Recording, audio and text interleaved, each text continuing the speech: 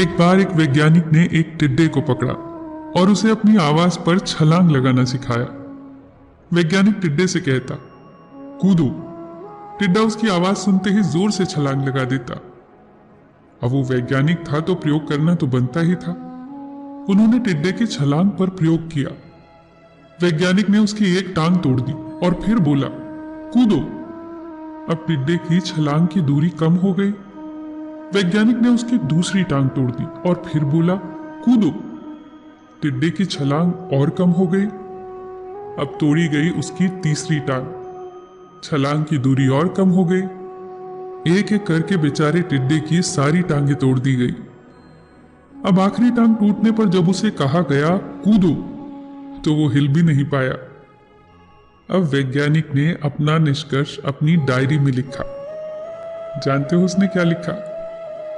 जब टिड्डे की एक टांग तोड़ी गई तो वो थोड़ा बहरा हो गया। जब उसकी दूसरी टांग तोड़ी गई तो वो और बहरा हो गया।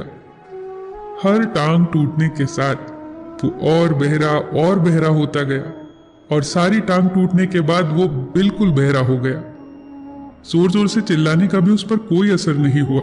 वो तो अपनी जगह से हिला तक नहीं। छलांग लगाना तो दूर की बात थी। इस कहानी को सुनकर सभी को ऐसा ही लग रहा है ना कि क्या मूर्ख वैज्ञानिक था। इतनी सीधी सी बात उसे समझ नहीं आई। क्या कुछ लोग ये भी सोच रहे होंगे कि ये तो किसी बच्चे को भी पता है कि टिड्डे की छलांग उसकी टांग टूटने की वजह से कम होती जा रही थी, ना कि वो बहरा हो गया था। पर दोस्तों, हम सभी जीवन में कई बार ऐसे ही मूर्ख बन जाते हैं।